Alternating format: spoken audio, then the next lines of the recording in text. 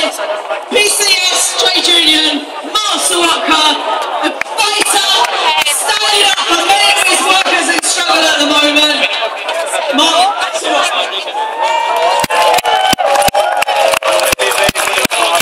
Greetings, comrades, and for those people listening across the road in the Treasury, leaning out of the window, let's give them a message. If you think the rich people in this country should pay their taxes, shout as loud as you can.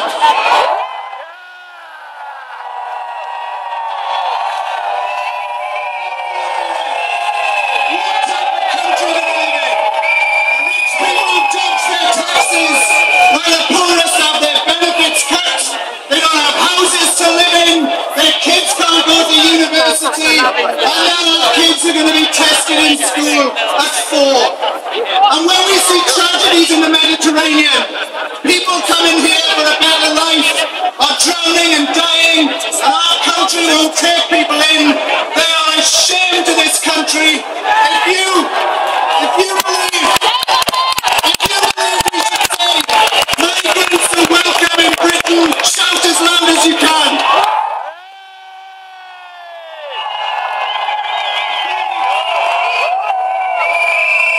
They're shouting loud. The trouble is, that gang over there are deaf as doorposts when they want to be. So do you know what? We've got to say on this march today, not just what's wrong with what they're doing, but what we are going to do to force them to change their minds. So let me give 3 suggestions that we can do. First of all, wouldn't it be amazing if everybody on this march registered and voted for Jeremy Corbyn?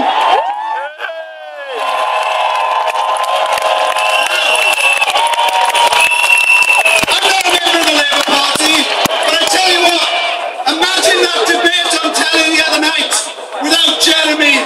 It'd be the most boring bloody TV we'd ever seen.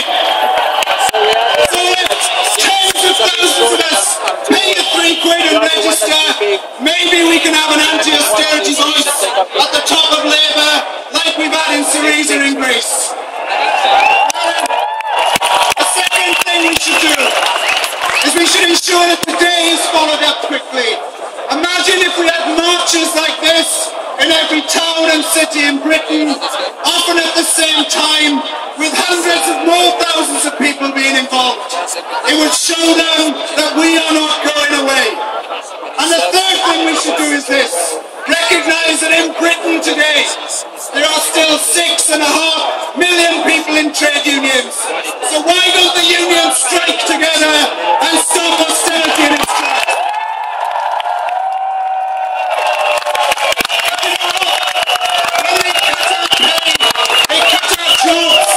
They force our kids into poverty when they see people die who should be getting benefits. If you can't strike together when that's happening, you will never do it. And imagine the power we would have if we all stopped work at the same time. We could turn this government back and we could stop austerity. So this story. We have members today in the National Gallery approaching their 40th day of strike action against privatisations. Now they're on this march. If you support the strikers and are against privatisation, shout their heads off as loud as you can.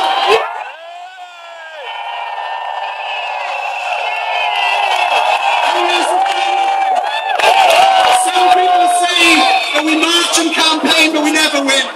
Let me tell you a story about PCS that won.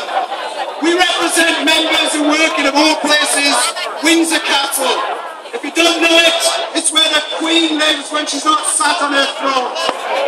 Now in Windsor Castle, our members didn't get the London living wage, and they were often forced to do things without any pay. So they asked us if they could have a strike ballot, and we balloted them, and 90% of them voted for strike action in the Queen's own house. You know what? They didn't take 1 minute strike action. They had the living wage backdated 6 months, and they had pay rises between 4.5% and 7.5%.